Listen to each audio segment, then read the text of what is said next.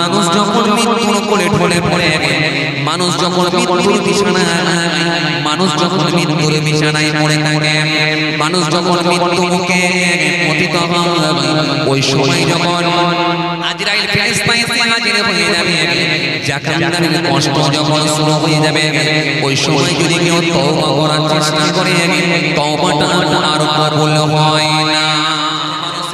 জ্যান্ত প্রাণী, জ্যান্ত জীবের শরীর থেকে যদি চামড়াটা ছাড়িয়ে নেওয়া হয়, জ্যান্ত জীবের শরীর থেকে যদি চামড়াটা ছাড়িয়ে নেওয়া হয়, যে কষ্ট অনুভব করতে হবে, তার থেকে মওতের কষ্টটা আমি ইদ্রিস বলে জানি অনেক অনেক অনেক বেশি। একবার পরে মালিক দিনার রহমাতুল্লাহ আলাইহি তিনি রাতে মসজিদ থেকে বাইরে বেরিয়েছেন। হঠাৎ করে দেখা যায় গায়েবী একটা আওয়াজ আছে, কি যেন একটা আওয়াজ দেয়, হে মালিক দিনার তওবা করো, হে মালিক দিনার তওবা করো, কারণ তুমি তওবা করে ফিরে এসো, তোমার ইবাদত কিন্তু কোনো কাজ হয় না। যখনই তওবা করো বলা হয়েছে, হযরত মালিক দিনার চমকে উঠলেন, তাহলে নিশ্চয় আমার ইবাদত কাজে লাগে না, কারণ আমার নিয়তটা প্রথমেই খারাপ ছিল, নিয়তটা আমার খারাপ থাকার কারণে তাহলে ইবাদত আমার কাজে লাগে না।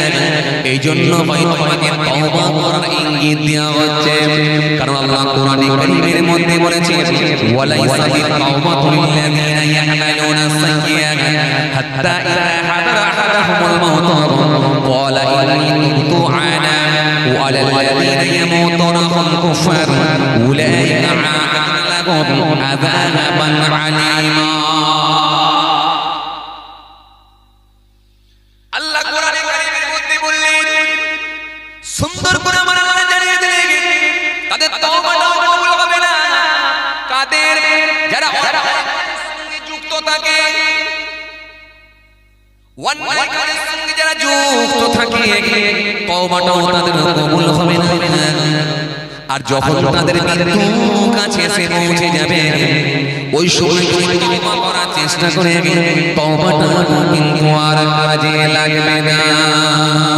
কেন আপনারা জানেন দুটো সময় আমার আল্লাহ তওবা কবুল করবেন না।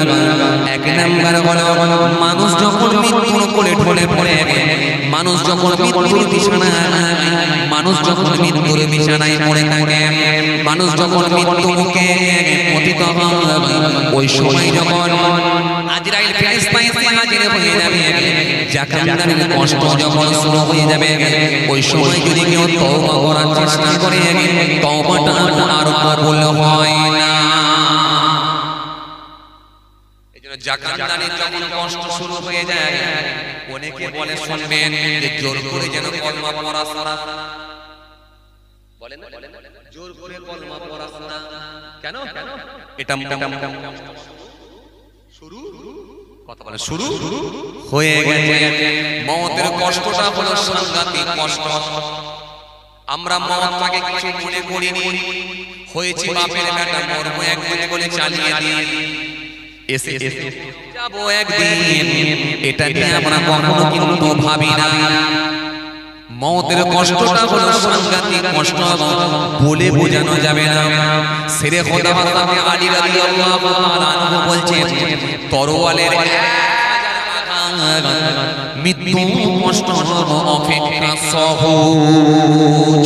কাউকে যদি তরোয়াল দিয়ে 1000 আঘাত করা হয়, তরোয়াল দিয়ে যদি কাউকে 1000 বার মারা হয়, ওই মানুষটার কিছু থাকবে বলে কি মনে হয়?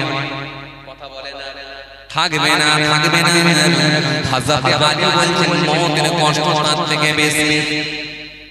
হযরত ইদ্রিস আলাইহিস সালাম বলছেন, ইদ্রিস নবী বলছেন, জ্যান্ত মানুষের, জ্যান্ত প্রাণীর, জ্যান্ত জীবের শরীর থেকে যদি চামড়াটা ছাড়িয়ে নেওয়া হয়, জ্যান্ত জীবের শরীর থেকে যদি চামড়াটা ছাড়িয়ে নেওয়া হয়, যে কষ্ট অনুভব করতে হবে, তার থেকে মওতের কষ্টটা আমি ইদ্রিস বলে জানি অনেক অনেক অনেক বেশি। সেই মওতকে আমরা কিছু মনে করি না,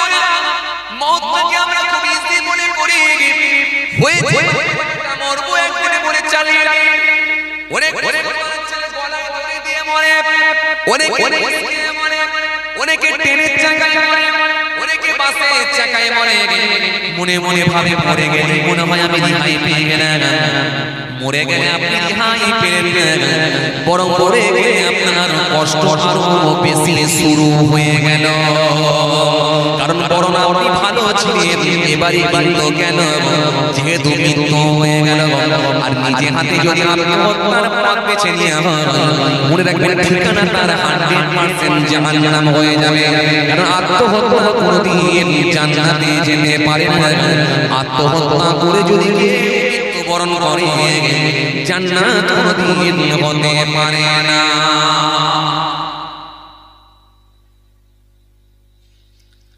ভাইরা আমার কোরআন স্পষ্টই ঘোষণা দিয়েছে কাইফা তাফুরুনা বিল্লাহি ওয়া কুনতুম আমওয়াতান ফাহিয়াকুম সুম্মা ইউমীতুকুম সুম্মা ইউহয়িকুম সুম্মা ইলাইহি তুরজাউন কোরআন স্পষ্ট ঘোষণা দিয়েছে সুন্দর করে বলেছে মিনহা খালাকনাকুম ওয়া ফিহা নুঈদুকুম ওয়া মিনহা নুখরিজুকুম তারাতান উখরা কোরআন স্পষ্ট ঘোষণা দিয়েছে কুল্লু নাফসিন যায়কাতুল মাউত কোরআন স্পষ্ট ঘোষণা দিয়েছে আইনামা তাকুনু ইদরিকুল মাউত ওয়ালাউ কুনতুম ফি বুরুজিন মুশাইয়্যাদা চলো আমি ওই দিকটা আলোচনা করতে চাইছিলাম আমি যেখানটা বলতে চাইছিলাম মৃত্যু কষ্ট যখন শুরু হয়ে যায় এজন্য অনেকে বলে কলেমা পড়াতে যেও কারণ ওই সিচুয়েশনটা তার ওই অবস্থাটা তার এমন হয় ওই রকম যে সিচুয়েশন তার মধ্যে আসে এই সময় যদি জোর করে আপনি তাকে কলেমা পড়াতে চান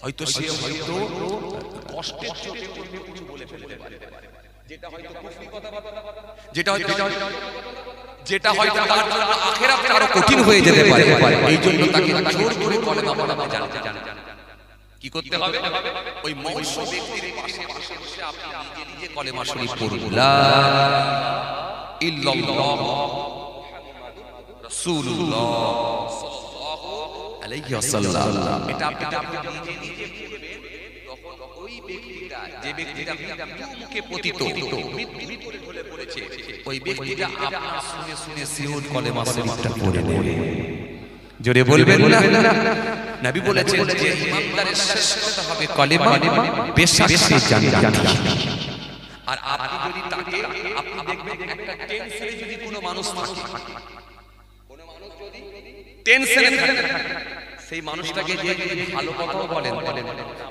রাগান্বিত হবে ঠিক রেগে যাবেন যে আমি বিপদের মধ্যে পড়ে আছি তুই আমাকে তুই আমাকে তোর ছেলের বিয়ে হবে তোর ছেলের বিয়ে হবে আমি কি করব রেগে যাবে কি যাবে না কথা বলেন কারণ সে অসুস্থ ব্যক্তি সে বিমারে পড়ে আছে তাকে কিছু ভালো লাগে না ওই সময় যদি আপনি খুশির সংবাদ দেন সেটাও কিন্তু সে করবে না এটাই স্বাভাবিক এইজন্য যে মানুষটা মৃত্যুমুখে পতিত তাকে জোর করে কলেমা পড়াতে গেলে হয়তো সে হয়তো এমন কিছু কথাবার্তা বলে ফেলতে পারে যেটা শরীয়ত বহির্ভূত কথা এটা কিন্তু তার জন্য হয়তো এজন্য শরীয়ত হচ্ছে আপনি নিজে নিজে কলেমা শরীফ পড়ুন আপনার শুনে শুনে সে লোকটা কলেমা শরীফ পড়ে নেবে ইনশাআল্লাহ কথা বুঝছেন চলো এবার আমি যেটা বোঝাতে চাইছিলাম যাকাত কষ্ট চালু হলে তওবা কবুল হয় না আরেকটা সময় তওবা কবুল হয় না ঠিক যখন পশ্চিম দিক থেকে আল্লাহ সূর্যকে তুলে দেন ওই সময় যারা হায়াতে থাকবে ওই সময় তওবা করলেও কিন্তু তওবা কবুল হবে না বাকি সময় কিন্তু আল্লাহ তওবা কবুল করে নেয় চলো আবার আগে জি কেউ যেন বলছে মালিক দিনার তুমি তওবা করো কারণ শ্বাস প্রশ্বাস চলছে এই যে আমরা হায়াতে আছি বেঁচে আছি মানে এখনো আমাদের তওবার দরজা খোলা আছে আমরা যদি তওবা করে আল্লাহর কাছে ফিরে আসি আল্লাহ ইচ্ছা করলে আমাদের পূর্বের গুনাহগুলোকে maaf করে দিতে পারে একটু জোরে বলবেন না এখনো তওবার দরজা আল্লাহ খুলে রেখেছে সুতরাং আপনারা ফিরে আসেন তওবা আল্লাহ কবুল করতে পারে এইজন্য কোরআন স্পষ্ট ঘোষণা করছে وليست التوبة للذين يعملون السيئات حتى إذا حضر أحدهم الموت قال إني وعلى الذين يملكون الكفار أولئك لهم عذاب أليم আল্লাহ বলছে তাদের তওবাটা কবুল হবে না যারা অন্যায় কাজের সঙ্গে যুক্ত আছে আর মৃত্যু যখন তাদের সাথে এসে পৌঁছে যাবে সেই সময় তওবা করার চেষ্টা করে তওবাটা কবুল হবে না করে মৃত্যুবরণ করবে যদি মারা যায় তাদের জন্য রয়েছে যন্ত্রণাদায়ক শাস্তি মালিক বিন রাহমাতুল্লাহ আলাইহি যখন এই আওয়াজ খানা পেলেন যে কেউ একজন বলছেন তওবা করো, তওবা করো, তোমার ইবাদত কাজ হয় না, তখন তিনি নিজের কাছে প্রশ্নটা ছুড়ে দিলেন যে বছর ইবাদত করলি, এক বছরটা কি বেকার গেল, কাজ হয় না কেন? আমাকে তওবা করার নির্দেশ দেওয়া হচ্ছে বা তওবা করার হুকুম করা হচ্ছে, ব্যাপারটা এরপরে যখন তিনি নিজের কাছে প্রশ্ন ছুড়ে দিলেন, বুঝতে পারলেন আসলে কিন্তু আমার নিয়তটা খারাপ ছিল। আমি চেয়েছিলাম মসজিদের মুতাওয়াল্লি হব, এই মুতাওয়াল্লি হওয়ার জন্য আমি এক বছর ইবাদত করেছিলাম, এই জন্য হয়তো আমার ইবাদতটা কবুল হয় না। তাহলে মসজিদের মুতাওয়াল্লি হওয়ার জন্য যদি আমি ইবাদত করে থাকি, ইবাদতটাও কিন্তু কাজ হয় না। এই মনে করে তিনি নিজের কাছে প্রশ্ন ছুড়ে বললেন, তাহলে আমার বাইরের লেবাসটা একরকম ছিল আর ভিতরটা আর একরকম ছিল। মানুষকে দেখাতে চেয়েছিলাম একরকম আর নিয়ত ছিল আর একরকম, দুরকম যদি হয়ে যায় আসলে আমি কি হয়ে আছি দেখি। নিজের কাছে প্রশ্ন ছুড়ে তিনি অ্যানসার পেয়ে গেলেন, আসলে কিন্তু আমি মুনাফিক হয়ে গেছি। কারণ কোরআন স্পষ্ট ঘোষণা দিয়েছে, ওয়াইযা লাকুল্লাযীনা আমানু ক্বালু আমান্না ওয়াইযা খালাউ ইলা শায়াতিনহিম ক্বালু ইন্না মা'আকুম ইন্নামা নাহনু মুস্তাহজিউন। আসলে আমি কি হয়ে গেছি? জোরে বলো, জোরে বলো, মুনাফিক। কারণ ভিতরে বাইরে আর এটাই হলো মুনাফিকের আলামত। আচ্ছা আপনাদের এই ভিতরে সব যারা বসে আছেন এর ভিতরে কটা মুনাফিক আছে বলতে কথা বলে না, একটু হ্যাঁ না কিছু বলে, বলা যাবে, বলা যাবে, হ্যাঁ? আচ্ছা আমি কথাবার্তা বলতে চাই না, একটু হ্যাঁ না কিছু বলছি আমি বলবো, একটু জোর করে বলে, বলবো, আচ্ছা সকালে কোনো সমস্যা হবে? খুব ঠান্ডা বেরোলে বলবেন, খুব ঠান্ডা বেরোলে বলবেন। আমি সেদিনে এক জায়গায় এই ওয়াজটা বলেছিলাম, তখন এক বয়স্ক চাচা বলছে, বাবাজি মুনাফিকের পরিচয় করিয়ে দিয়ে যাবেন না সকালে সকালে ঝামেলা চাচা হবে, হ্যাঁ? চাচা বলছে হওয়ারই কথা, তাহলে হবে? আচ্ছা বলছে আচ্ছা বাবাজি কেন জানেন? মুনাফিক যদি কাউকে বলে দেওয়া হয় না, সে লোকটা রাগান্বিত হবে, রেগে যাওয়ারই।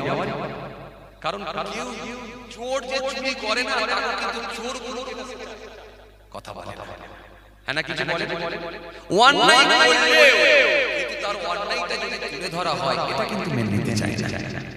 এই যে আপনি মানুষ বসে আছে, যদি এখান থেকে কাউকে বলা এই জানোয়ার এখানে আয়, রেগে যাবে কি যাবে?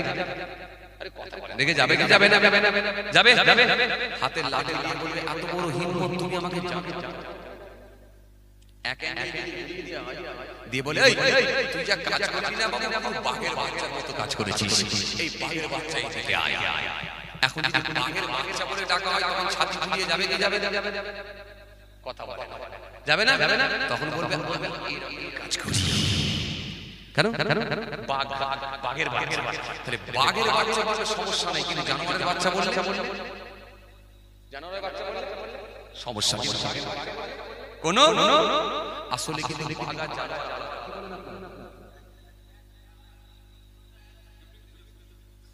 আলাদা আলাদা। এই হচ্ছে মানুষ। কেন বলেন?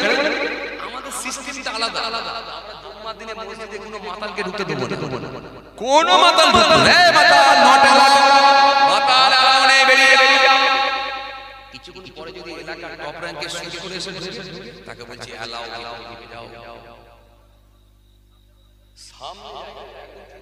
তখন সামনে জায়গা নেই, তাই না? কারণ সুদ করে কোনো সমস্যা নেই, কেন? তার গা দিয়ে গন্ধ ওঠে না। আরে কথা গা দিয়ে গন্ধ, গন্ধের সমস্যা কি বলে না? হ্যাঁ, মসজিদে আবার টাকাও দেয় বেশি, আবার গা দিয়ে গন্ধ কথা বলেন গন্ধ ওঠে না গন্ধ উঠলে সমস্যা তার মানে মাতালে আলাও নেই শুধু আলাও জি জানোয়ার বললে আলাও নেই কিন্তু বাঘের বাচ্চা বললে সমস্যা নেই কেন বাঘের বাচ্চা বলে সে তো ছাতি ফুলিয়ে যায় ঠিক বলেছে এইজন্য এখন যদি বলে দেয় এই মুনাফিক দাঁড়াও রেগে যাওয়া আর যদি মুনাফিকের একটা চাপড়ে বলছে ঠিকই বলেছিল ওটা তো আমি হয়ে বসে আছি আমি হয়ে বসে আছি এইজন্য মালিক রাহমাতুল্লাহ আলাইহি নিজের কাছে প্রশ্ন ছুড়ে রেজাল্ট পেলেন যে আমি মুনাফিক হয়ে গেছি কারণ নিয়ত একরকম ছিল কাজ আর একরকম হয়েছে কাজ হয়েছে সুতরাং আমি তাহলে মুনাফিক কারণ আল্লাহ কোরআনে কারীমের মধ্যে বলেছেন ওয়াইযালাকুল্লাযীনা قالوا آمنا وإذا خلوا إلى شياطينهم قالوا إنما نحن مستهزئون মুনাফিক লোকেরা যখন মুমিনদের কাছে যাবে গিয়ে বলবে আমরা তোমাদের দিকে আছি কথা বলে আমরা তোমাদের দিকে আছি وإذا خلوا إلى شياطينهم যে বলবে আমরা তোমাদের দিকেই আছি কথা বলে এগুলো কি মুআসলাম বুঝেন আরে কথা বলছেন না কেন বুঝেন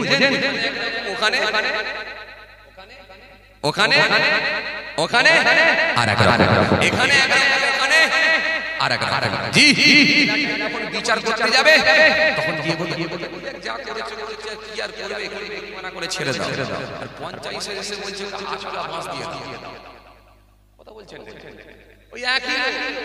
ওই একই লোক আর এখানে বলছে যা করেছে ছেড়ে দাও ওখানে গিয়ে বলছে বাস দিয়ে দাও ঢুকিয়ে দাও কোথায় 3 মাস থাকে ওখানে গিয়ে বলছে ঠান্ডা করে দাও আর এখানে গিয়ে বলছে কি করবে ছেড়ে দাও কথা বলে কিছু লোক দেখবে জুম্মার নামাজ পড়ছে আর মাথা আছে না নেই চাচা ভাই মাল লাগিয়ে দিয়ে আবার চাচার কাছে গিয়ে বলছে তোমার ভাই খুব বদমাশ কথা বলে তার না আবার এসে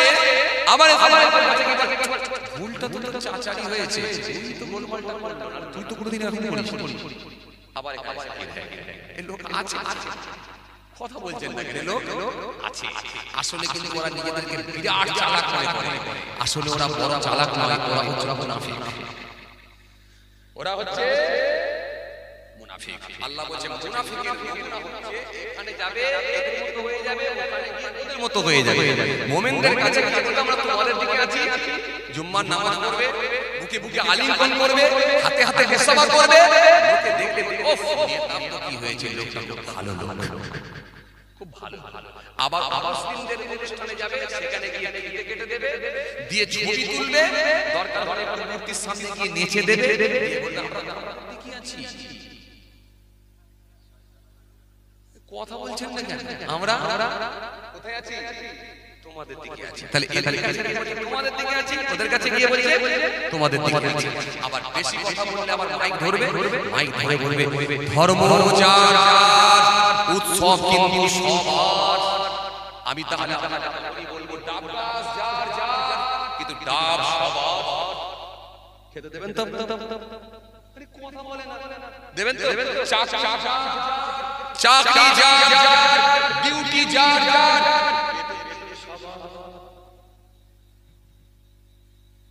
জান না এলাকার যে ছেলেটা চাকরি করে টাকা বলেন না এই মাসে 1 তারিখ হয়ে গেল টাকাটা বেতন সবার হুজুর বলে গেছে চেয়ে দেখেন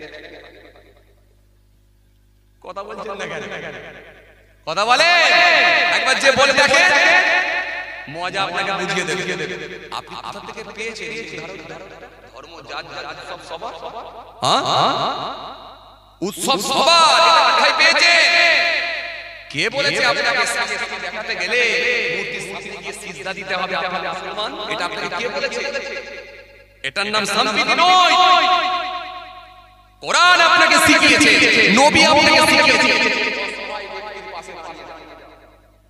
তোমার পাশের বাড়ির লোকটার বাড়িতে আগুন লেগে গেছে সে হিন্দু না সে মুসলমান না সে খ্রিস্টান না সে আদিবাসী দেখার দরকার নাই তোমার যদি আগুন নেভানোর ব্যবস্থা করো এটাই শিখিয়েছে তোমার তোমার পাশে পুকুরেতে একটা মানুষ পড়ে গেছে, নদীতে একটা মানুষ হাবুডুবু খাচ্ছে, তোমার যদি ক্ষমতা থাকে নৌকাটা নিয়ে গিয়ে সে হিন্দু কি মুসলমান কি খ্রিস্টান কি আদিবাসী দেখার দরকার নাই, সে একটা মানুষ, মানুষ সে বিপদের সামনে দাঁড়িয়ে যাও। জোরে বলবেন না, আরো জোরে বলবেন না। এটা আপনার নবী শিখিয়ে দিয়েছে। আপনার পাশের বাড়ির মানুষটা খেতে পায় না, একটা পাশের বাড়ি এতিম বাচ্চা আছে, যে বাচ্চাটার বাপ নাই, কিন্তু সেই বাচ্চাটার বাপ নাই, তার বাপ নাই, বাপ নাই, আজকে সে অসহায়, সে একবেলা খায় একবেলা পায় না। আপনি পাশে দাঁড়িয়ে যান, মানবতার পরিচয় দেন, আপনি কিছু খাবার নিয়ে কিছু বস্ত্র নিয়ে তাকে তুলে ধরেন, তখন আপনার পরিচয় থাকবে না এটা হিন্দু, না এটা খ্রিস্টান, না এটা আদিবাসী। হে রাসূল বুঝি না আমি রেখেছো বিধি মোরে, কোন সুতোই তুমি রেখেছো বিধি মোরে, কোন সুতো। হে রাসূল বুঝি না আমি রেখেছো বিধি মোরে, কোন সুতোই তুমি রেখেছো বিধি মোরে, কোন সুতোই। আল্লাহুম্মা আওয়াজ দিয়ে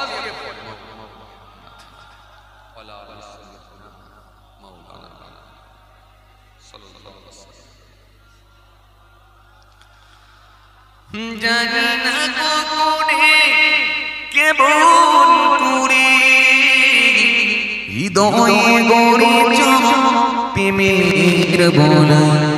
হে রাসূল বুঝি না আমি রেখেছো বিধি মোরে, কোন সুতোই তুমি রেখেছো বিধি মোরে, কোন সুতোই। আল্লাহুম্মা আওয়াজ দিয়ে মাওলানা ওয়া আলা আলি মাওলানা তোমারি নামে আনন্দে গুণে, তোমার নামে দুনিয়া ভুলে কি জাদু রাখায় নামেতে, খোদারে পরশে জিনা মুহারসে নাম মুহাম্মদ শুধু মধু। হে রাসূল বুঝি না আমি রেখেছো বিধি মোরে, কোন সুতোই তুমি রেখেছো বিধি মোরে, কোন সুতোই। হে রাসূল বুঝি না আমি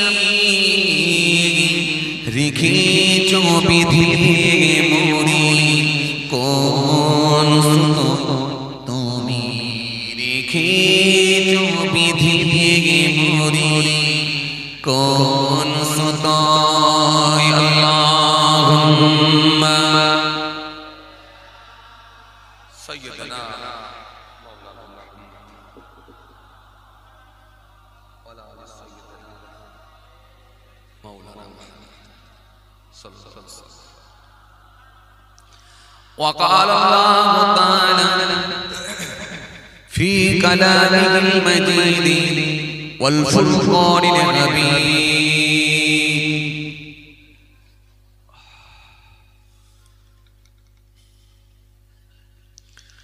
كيف تكفرون بالله وكنتم أمواتا فأحياكم ثم يميتكم ثم يحييكم ثم إليه ترجعون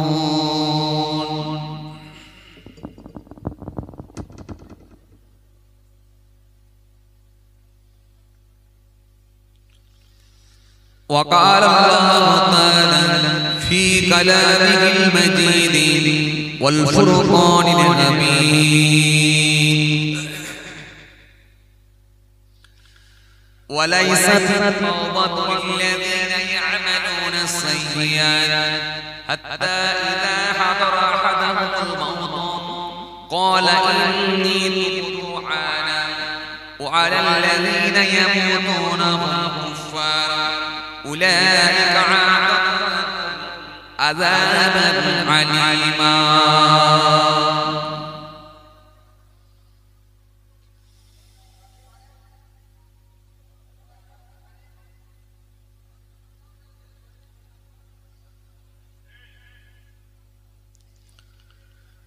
وقال النبي صلى الله عليه وسلم وآن بهريرة رضي الله تعالى عنه قال كان رسول الله صلى الله عليه وسلم إذا لبس قميصا بدعا بيمينه.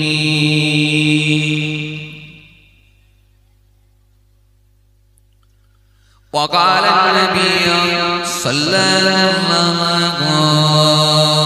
عليه وسلم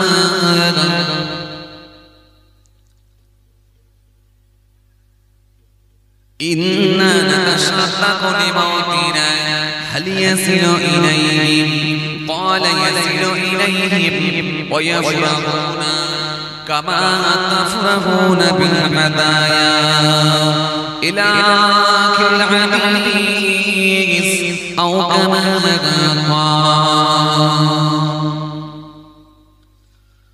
प्यारे সদ্য দিনদার ইমানদার পরহেজগার মুত্তাকি বলিষ্ঠ আল্লাহওয়ালা প্রবীণ মানুষেরা আজকের মাহফিলে বসে থাকা নামাজি রোজাদার দিনদার আল্লাহর মনোনীত বান্দা, আজকের মাহফিলে বসে থাকা আমার যুবক সাথী মহব্বতের ভাইয়েরা, আজকের মাহফিলে বসে থাকা আমাদের ঘরের সন্তানেরা, আমার ছোট ছোট ভাই বোনেরা, আজকের মাহফিলে আগত একাধিক মিডিয়া ভাইয়েরা যারা দিনের কাজের সঙ্গে দিনের প্রচার প্রসারের সাথে সম্পৃক্ত। পাশাপাশি আরো জানাই আজকের এই মাহফিলে আগত বিশিষ্ট ব্যক্তিরা, হাফেজে কোরআন, উলামায়ে কেরাম, আল্লাহ পাকের হাজী বান্দা গণেরা, খাস করে এই মহল্লার ইমাম, আমাদের সকলের কাছে সম্মানীয় ব্যক্তি, শ্রদ্ধার পাত্র শ্রদ্ধেয় মোহতারাম ইমাম সাহেব। পাশাপাশি আরো জানাই আজকের এই মাহফিলে বসে থাকা দূর দূরান্ত থেকে আগত মেহমান গণেরা যারা বিভিন্ন রকম কর্মের সঙ্গে সম্পৃক্ত। পাশাপাশি আরো জানাই দূর থেকে যারা শ্রবণ করছেন, মাইক্রোফোনে আওয়াজে কান লাগিয়ে আছেন, শারীরিক অসুস্থতা থাকার কারণে মাহফিলে যারা অ্যাটেন্ড করতে পারেন, দূর থেকে যারা শ্রবণ করছেন, মাইক্রোফোনে আওয়াজে কান লাগিয়ে আছেন, তাদেরকেও জানাই আমি আমার অন্তঃস্থল থেকে সালাম এবং মুবারকবাদ। সেই সাথে সাথে আরো জানাই জাতি, ধর্ম, বর্ণ নির্বিশেষে যে কোনো কওমের হোক, যে কোনো কমিউনিটির হোক, যে কোনো ধর্মের হোক, যে কোনো বর্ণের হোক, যে কোনো কালারের হোক, প্রত্যেককে জানাই আমি আমার অন্তঃস্থল থেকে হার্দিক শুভেচ্ছা ভালোবাসা।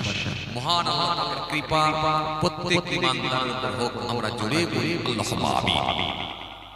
ভাইরা আমার, বাবাজিরা আমার, জলসা মাহফিলটা এখন বর্তমান সময়ে খুব বেশি হয়ে গেছে, খুব বেড়ে গেছে, কথা ঠিক কি না? যথেষ্ট জলসা মাহফিল এখন বর্তমান সময়ে হচ্ছে। জি, জলসা মাহফিলটা খুব বেশি হচ্ছে না? খুব বেশি হচ্ছে। তো এর পরেও কিন্তু আপনাকে একটা কথা বলতেই হয়, ধার্মিক লোকের সংখ্যা কিন্তু কমছে। কথা বলে জলসা মাহফিল দিন দিন বেড়ে যাচ্ছে। তৎকালীন সময়ে আমার মুরব্বি বাবাজিরা একটু ভালো বলতে পারবে, গ্রামে একটা জলসা হতো, এখন প্রত্যেক পাড়ায় পাড়ায় জলসা। এরপরেও আবার একটা পাড়ায় 10টা কমিটির ছেলে ছিল, এ বলে 4টে ছেলে বলে ওই হুজুর নেব, 6টা ছেলে বলে ওই হুজুর নেব। নিজেদের মধ্যে মনোমালিন্য হয়ে গেছে, ভাগ হয়ে গেছে, আবার দুটো জলসা। এরপরেও আবার দেখা যাচ্ছে আবার কিছু হুজুর ভক্ত, কিছু বক্তা ভক্ত হয়ে যাওয়ার পরে তারাও আবার দেখা যাচ্ছে মাঝে মধ্যে তাদেরকে নিয়ে এসে আবার গ্রামে একটা করে দিচ্ছে। তাহলে এরপর আবার একটা জলসা, লোক মরে গেলেও জলসা, ছেলে হলেও জলসা, নতুন দোকান করলে সেখানে একটা জলসা, আবার হাওয়া হাতা করলে সেখানে একটা জলসা, বাচ্চার একটু কি বলে ও খাতনা দেবেন, মুসলমানি করবেন, সেখানেও একটা জলসা। তো সুতরাং জলসাটা এত বেশি বেশি হচ্ছে, একটা শ্রেণীর মানুষ তারা এই জলসার আর গুরুত্ব দিতে পারে, আসল জিনিসের যে বললেন সেটা কিন্তু আর করতে পারি না, কারণ খুব বেশি বেশি পাওয়ার কারণে। কথা বলে ভাইরা, আপনি দেখেন প্রত্যেকটা পাড়ায় পাড়ায় এখন মনোমালিন্য অশান্তি। যেখানে একটা মসজিদ ছিল সেখানে ভেঙে এখন দুটো মসজিদ হয়ে গেছে, যেখানে দুটো ছিল সেখানে তিনটে হয়ে গেছে। তার মানে মসজিদের আলহামদুলিল্লাহ আজকের দিনে অভাব নেই, জলসার অভাব নেই, মসজিদের অভাব নেই। এখন প্রত্যেক পাড়ায় পাড়ায় মক্তব হয়ে গেছে, মাদ্রাসা ছোটখাটো মাদ্রাসাগুলো তো আলহামদুলিল্লাহ আছেই। কি বলেন না বলেন, কথা বলেন ঠিক কি না? জি, মাদ্রাসা খারেজি মাদ্রাসা যথেষ্ট বেড়ে গেছে। প্রত্যেকটা ঘর ঘর আলহামদুলিল্লাহ খুঁজলে দুটো একটা করে আমরা ওলামা পেয়ে যাচ্ছি। তার মানে এগুলো কিন্তু অভাব, কথা বলেন অভাব নেই, এই অভাবগুলো কিন্তু সব পূরণ হয়ে গেছে।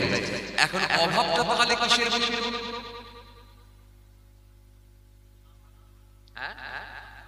আমলের অভাব। আমলটা কি রকম চাইছেন আপনি? নামাজ, কথা বাবাজি কথা বলবেন, নামাজ, আলোচনা সমালোচনা যা কিছু করার বিকেলে বিকেলে বুঝি মাচা আছে, মাচা নেই, যেখানে ছেলেরা বসে মাচা, ও তো সামনে মাচা আছে, যা হবে পরের দিনে ঝাড়বে। এখন শুনেন, আমি তো আলোচনা সমালোচনা করতে বারণ করিনি, সব পরের দিনে ঝাড়বে। কি বলেন? এখন শুনেন, এখন খালি আমি বলবো, আপনারা শুনবেন, আর বলতে বললে আসেন এবার আমি আপনাদের কি বলি, এর পরেও কিন্তু ভালো লোকের সুখে খতম হয়ে গেছে। প্রকৃত ভালো মানুষ, স্বচ্ছ ব্যক্তি কিন্তু আজকের দিনে অভাব। আজকের দিনে কিন্তু দাড়িওয়ালা লোকের অভাব নেই। কত দাড়িওয়ালা বসে আছে, চায়ের দোকানে গেলে দাড়িওয়ালা পাবে, ফুটবল মাঠে গেলে দাড়িওয়ালা পাবে, গরু হাটে গেলে দাড়িওয়ালা পাবে, দাড়িওয়ালারও অভাব নেই। যেখানে একটা মসজিদ ছিল সেখানে পাড়ায় একটা মসজিদ, তার মানে নামাজের অভাব নেই। মসজিদ আপনারা করেছেন, তাহলে নামাজের অভাব, কিন্তু অভাব আছে ভালো লোক, ভালো স্বচ্ছ লোক, পরিষ্কার লোক, ঈমানদার লোক, যার ভিতরে আল্লাহর ভয় ঢুকে আছে, এই লোকের কিন্তু আজকের দিনে অভাব চলছে। প্রকৃত ধার্মিক লোকের কথা বলে, হ্যাঁ নাকি বলেন? প্রকৃত ধার্মিক লোকের অভাব, এই ধার্মিক লোকের অভাব আজকের দিনে। তার মানে এক কথায় বলা যেতে পারে সেই ধার্মিকের কথা বলছি যার জামানে দোয়াটা তৎক্ষণাৎ আল্লাহর দরবারে কবুল হয়ে যায়। যদি বলবেন না, আরো জোরে বলবেন না, এই রকম ধার্মিক লোকের কথা বলছি যার আমলটা আল্লাহর কাছে কবুল হয়ে যায়, যার জামানে দোয়াটা আল্লাহর দরবারে কবুল হয়ে যায়। এই মানুষের কিন্তু আজকের দিনে অভাব আছে। এই লোকের আজকের দিনে ভাইরা আমার, বন্ধুরা আমার, সাথী মহব্বতের ভাইরা, ভুল বুঝবেন। এই জন্য শোনেন, আজকের দিনে কিন্তু প্রথম সমস্যা কি জানেন? প্রথম সমস্যা হচ্ছে আমাদের নিয়ত খারাপ হয়ে গেছে। আমাদের নিয়ত খারাপ হয়ে গেছে। আমি যদি একটা মাদ্রাসা করি না, সেখানেও কিন্তু আমি মনে করি যে আমার মতো কেউ পারবে। কথা বলছেন, আমি এখানকার একটা কেউ আমার দিকে লোক আমাকে অনুসরণ করুন, আমার কথা মেনে চলুন, কারণ আমি যা মাদ্রাসা করে দেখি আর কেউ পারবে। কথা বলে যদি একটা জলসা দেওয়া হয় না, আমরা যা জলসা দিলাম, এই মল্লিক পাড়ার ছেলেরা কিন্তু আমাদের শুনে, মানে প্রথম কথা হচ্ছে মানুষের নিয়ত খারাপ। এই নিয়ত খারাপ হয়ে যাওয়ার জন্য আল্লাহর দরবারে কবুল হওয়াটা কঠিন হয়ে দাঁড়িয়েছে। ভাইরা আমার, কোরআন শরীফের মধ্যে আল্লাহ রাব্বুল আলামিন বললেন, কি বললেন? সুন্দর করে আমার আল্লাহ বলেন, ইয়া আইয়ুহান নাস উবুদু রাব্বাকুমুল্লাযী ওয়াল্লাযীনা মিন ক্বাবলিকুম লাআল্লাকুম তাত্তাকুন। হে মনুষ্য জাতি, হে মানুষ সকল, তোমরা রবের যিনি তোমাদেরকে সৃষ্টি করেছেন এবং তোমাদের পূর্ববর্তী মানুষদেরকে সৃষ্টি করেছিলেন, উদ্দেশ্য অন্য কিছু নয়, যাতে করে তোমরা মুত্তাকি পরহেজগার খোদাভীরু হয়ে যেতে পারো। জোরে বলবেন না? তাহলে রব বলছে আমার ইবাদত করলে তোমরা মুত্তাকি পরহেজগার খোদাভীরু হবে। তাহলে রবের ইবাদতটা সেই রকমই হবে যাতে করে আপনি পরহেজগার হবেন। তাহলে আপনি বলেন এখন মুখে দাড়ি রেখে আপনার বাড়িতে বন্ধন যদি ঢুকে থাকে, তাহলে কি এটা কি প্রকৃত রবের ইবাদত? কথা বলেন। আপনি বলেন মন্দিরে নামাজ পড়ছেন, মুখে দাড়ি রেখেছেন, আপনার পকেটে যদি একটা বিড়ি ঘুরে বেড়াবার সুযোগ পেয়ে যায়, আসলে কি আপনি রবের ইবাদত করে মুত্তাকি হতে পেরেছেন বলে মনে হয়? কথা বলছেন। আপনি বলেন মুখে দাড়ি রেখেছেন, কিন্তু সকালবেলা টাটকা মাছের রক্তগুলো নিয়ে, টাটকা মাছের রক্তগুলো নিয়ে বেলা 12টার সময় পচা মাছের গায়ে মেরে দিয়ে চড়া দামে যদি বিক্রি করে দেন, আপনি বলেন এখনো কি রবের ইবাদত করে মুত্তাকি হতে পেরেছেন? যদি আমাদের সমাজে এগুলো নেই,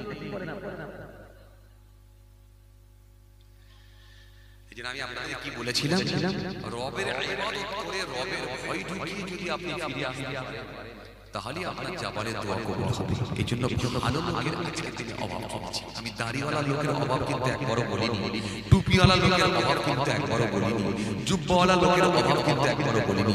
আমি বলেছি প্রকৃত ধার্মিক আল্লাহওয়ালা লোকের অভাব। দাড়ি টুপি জুব্বা সব পেয়ে যাবে, কিন্তু এরপরও বলবো আল্লাহওয়ালা মানুষের অভাব চলছে। জি, আপনি কি করেছেন? আপনার বাড়িতে বন্ধন ঢুকেছে, কিন্তু একটা হুজুরের বাড়িতে বন্ধন ঢোকেনি, মেনে নিয়েছেন। আপনার বাড়িতে লটারির টিকিট ঢুকেছে, আপনার হুজুরের বাড়িতে লটারির টিকিট ঢুকেনি, মেনে নিয়েছেন। আপনার বাড়িতে আপনার ছেলেটা মদের সাথে সম্পৃক্ত হয়েছে, মদখানার মধ্যে গিয়েছে, মদের নেশায় সে হাবুডুবু খাচ্ছে, কিন্তু একটা হুজুর মদ খায়নি, মেনে নিয়েছেন। কিন্তু এরপরও একটা হুজুর কিন্তু এখনো পর্যন্ত সে প্রকৃত ধার্মিক হতে পারেনি, কারণ তার ভিতরে মদ নাই, লটারি নাই, গীবত নাই, তার ভিতরে মদ নাই, লটারি নাই, তার ভিতরে মদ নাই, সুদ নাই, লটারি নাই, কিচ্ছু নাই, কিন্তু তার ভিতরে হিংসা ঢুকে আছে, এখনো সে বেরোতে পারে না। কথা বলে যদি না হয় ফেসবুকটা খুলে দেখেন, ইউটিউবটা, এক হুজুর আর এক হুজুরকে কাদা ছুঁড়ছে, এক বক্তা আর এক বক্তার বিরুদ্ধে চলছে। সুতরাং তাহলে এখনো সে হিংসা মুক্ত হতে পারেনি, অহংকার মুক্ত হতে পারেনি, তার মানে প্রকৃত ধার্মিক এখনো হতে পারেনি। ভাইরা আমার, ইবাদত কম হোক, কিন্তু যতটুকু হোক আল্লাহর সন্তুষ্টির জন্য আপনি পাপ মুক্ত হয়ে যান। হে তরুণীরা, নওজোয়ান জওয়ানেরা, ইয়া মাগরুবিরা, বাবারা শুনিয়ে কে দিন বাবারা জিনিয়ে কে দিন আলোচনার খুব বেশি শুনতে হবে।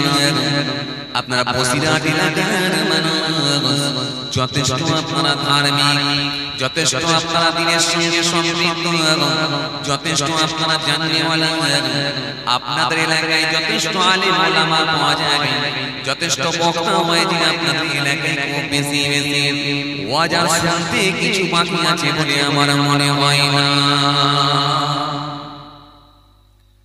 নামাজের ওয়াজ আপনাদের শোনা আছে, রোজার ওয়াজ আপনাদের শোনা আছে, ওয়াজ যাকাতের ওয়াজ শোনা আছে, দাড়ি টুপির ওয়াজ শোনা আছে, হাদিসের ওয়াজ শোনা আছে, আদর্শের ওয়াজ শোনা আছে, ইনসানিয়াতের ওয়াজ শোনা আছে, চরিত্রের ওয়াজ শোনা আছে, মা বাপের খেদমতের ওয়াজ শোনা আছে। আপনাকে আমি একটা কথাই বলবো, আজকে আমি ওই ওয়াজ করব না, আপনাকে শুধুমাত্র শোনাবো ভালো মানুষের ওয়াজ, ভালো মানুষ হয়ে যান, নামাজি নওয়াজ জানো, দাড়ি টুপির হজ যাকাতের দান খায়রাতের সেবার প্রতিবেশী হকের এমন কোন ওয়াজ নাই যেটা আপনার জানা নাই। তবে আপনাকে আমি একটাই কথা বলবো, প্রকৃত ধার্মিক হয়ে যান, ভালো মানুষ হয়ে যান, সচ্চা মানুষ হয়ে যান, ভালো মানুষ হয়ে যান। ধার্মিক লোক যদি হয়ে যেতে পারে, আপনার ভাউচারটাকে আপনি আগে ঠিক করে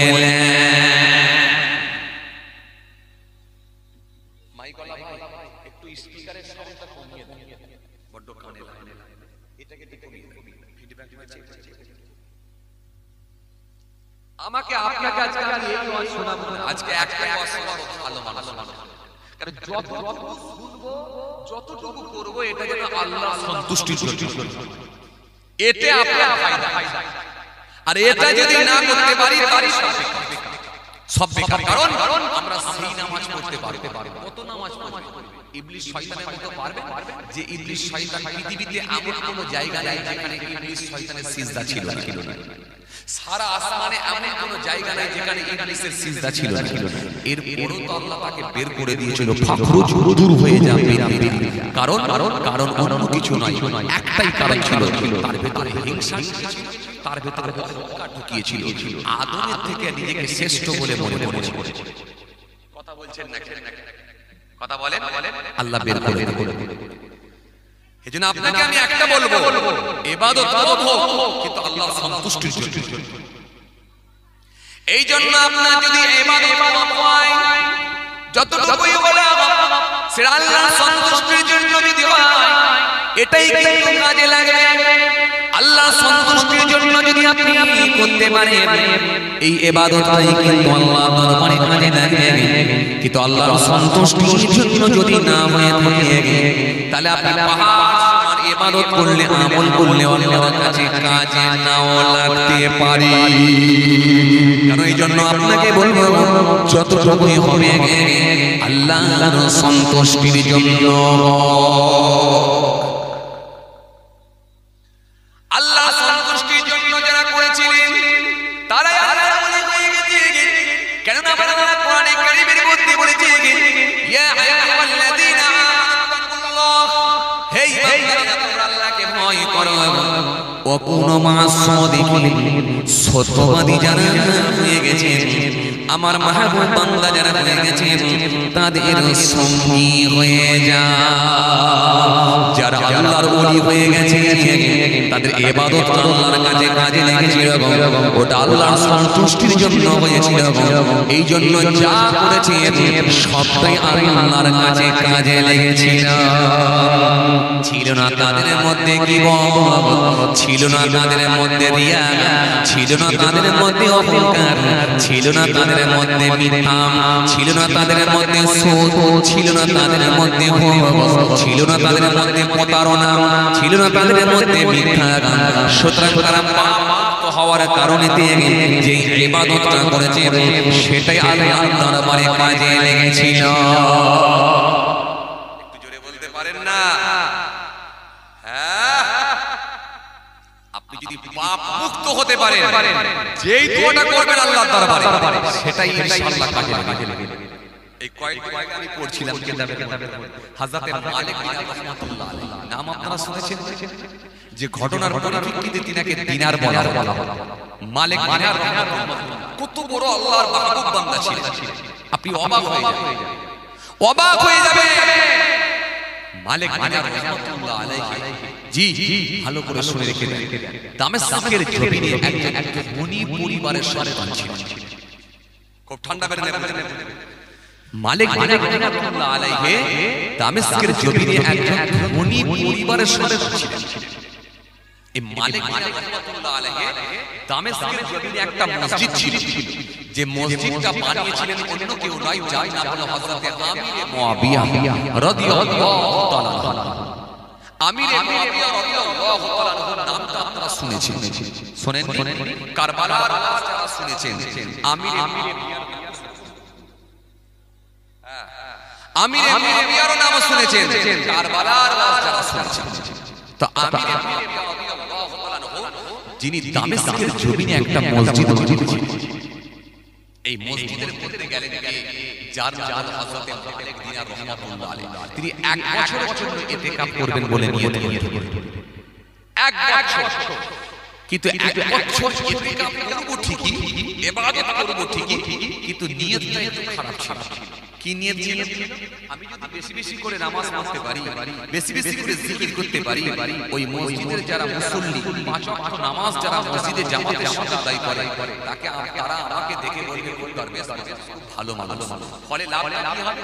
লাভটা হবে ওই মসজিদের যে সম্পত্তি আছে, এই সম্পত্তির মুতাআল্লি আমাকে বানিয়ে দেওয়া হবে। এই মুতাআল্লি চিন্তা ভাবনা করে দামেস্কের জমিনে তিনি এক বছরের জন্য তিনি ইতিকাফের নিয়তে ঢুকলেন।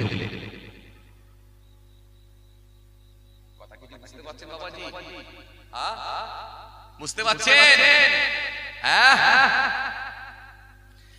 দামেস্কের জমিনে তিনি চলে গেলেন, এক বছরের নিয়ত করে ডুবে গেলেন।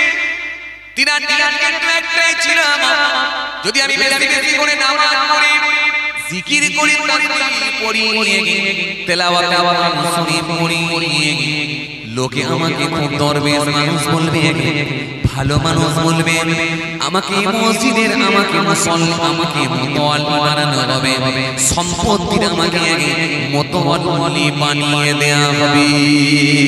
এই নিয়ত করে তিনি দামেস্কের মসজিদে গিয়ে ইবাদত করা শুরু করে দিলেন।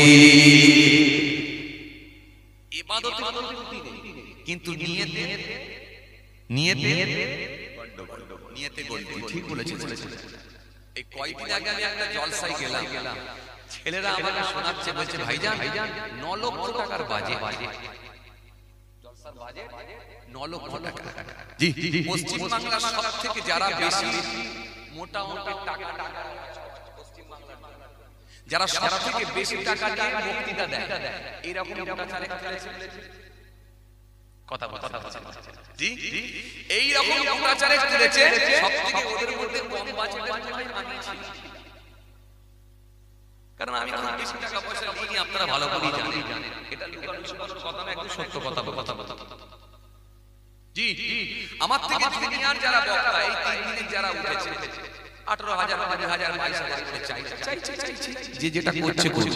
কারণ আমি নিজে চিন্তা করে দেখেছি, পয়সাটাই কিন্তু যে সব নয়। কারণ জীবনকে যদি দুটো পার্টে ভাগ না করে নেওয়া হয়, এটা মূর্খমি হবে। জীবনকে দুটো পার্টে ভাগ করতে হবে, একটা ইহকাল আর একটা হলো পরকাল। ইহকালের জন্য আপনি যতটা ভাববেন, পরকালের জন্য অন্তত 10% আপনার ভাবতে হবে। পরকালের জন্য অন্তত সামান্য পার্সেন্ট আপনাকে ভাবতে হবে। যদি ইহকালের জন্য আপনি যদি 90% ভাবেন, পরকালের জন্য 20%, 10%, 5% হলো আপনাকে ভাবতে হবে পরকালের জন্য। যদি আপনি আর যদি বলেন না পরকালকে নিয়ে ভাবিনি, তাহলে কিন্তু আপনি ধরা খাবেন সময়ের অভাবে। তো যাই হোক ভাইরা আমার, যে কথা বলতে চাইছিলাম, তো আপনারা দোয়ায় চেষ্টা করি কিছু যেন অন্তত ভালো কাজ পৃথিবীর জমিনে করে দেখা যায়, যতটুকু পারি। আমার সীমিত আওকাত থেকে, সীমিত পয়সা থেকে যতটুকু আল্লাহ করে। যাই হোক, যে কথা বলতে চাইছিলাম, তো আপনাকে আমি যেটা বোঝাতে চাইছিলাম, 9 লক্ষ টাকার বাজেট। জি, এত বড় প্যান্ডেল করেছে, লাইটিং করেছে, দেখলে মাথা খারাপ হয়ে যাবে। আসছি রে বাবা, জলসার স্টেজে ঢুকলে 3টে কাউন্টার পার হতে হচ্ছে, 3টে ঘর পার হতে হচ্ছে। এক একটা কাউন্টারের এক এক রকম ডিজাইন। একটা কাউন্টারে যখন ঢুকলাম, সামনে গেট, ওইদিকেও গেট, উপরে খালি ছাতা লাগানো আছে। কথা বুঝতে পারছেন? ছাতা লাগানো আছে। এটা 3 নম্বর গেট। এটা ক্রস করলে তবে আপনি স্টেজ পাবেন। 9 লক্ষ টাকার বাজার। ভাইরা আমার, ভালো করে শুনেন।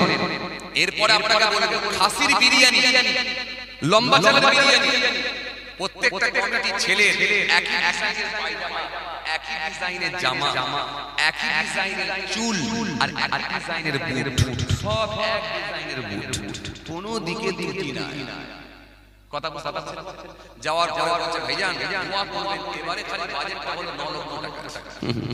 আমি চিন্তা করে দেখব, আলহামদুলিল্লাহ বলবো না ইন্নালিল্লাহ বলবো। কথা বুঝতে পারছেন না? কারণ আমি চিন্তা করে দেখছি উপরে যাচ্ছে, আটকে আছে, আল্লাহই ভালো। কথা বুঝতে পারছেন? তো বাবাজি আমার ভাইরা, ওরা তো জানে না, ওরা একটাই কথা জানে, জলসা পৌঁছাগার নাই পৌঁছাচ্ছে আপত্তি নেই। সকালবেলা যারা এলাকার মুরব্বিগুলো মাচায় বসে বসে যেন বলে না পারা যাই করি, দক্ষিণ পারা যাই করি, তোরা শেখ পাড়ায় আছিস, তোদের সোজা কিন্তু ওরা পাত্তা পাবে না। যদি এই কথাটা বলে দেয় মুরব্বিরা, তাহলে বলে জিতে গেছে। চাচা জিতে পেরেছে, ঠিক ধরেছে। তার মানে জলসা উপরে যায়, সমস্যা কিছু নেই, কিন্তু একটাই ব্যাপার, যেন অন্তত লোকে বলে যে আমাদের মতো কেউ ব্যাস এইটাই। দামেস্কের জমিনে ভাইরা আমার যে কথা আপনাদের বোঝাতে চাইছিলাম, উনি যখন ইতিকাফের নিয়ত করেছে, নিয়তটা একটু গোলমাল করেছেন যে আমি যদি বেশি বেশি করে ইবাদত করে দেখাতে পারি, এখন বেশি বেশি করে পয়সা খরচা করে দেখাতে পারি, মানুষের নিয়ত হয়ে গেছে। উনি একটু বেশি বেশি যদি ইবাদত করে দেখাতে পারি, তাহলে লোকে কিন্তু আমার উপরে সন্তুষ্ট হয়ে আমাকে এই মসজিদের মুতাআল্লি আমাকে বানিয়ে দেওয়া হবে, সম্পত্তির মুতাআল্লি। মুতাআল্লি হওয়ার নিয়তই কিন্তু ইবাদত, অন্য কোনো নিয়ত নেই।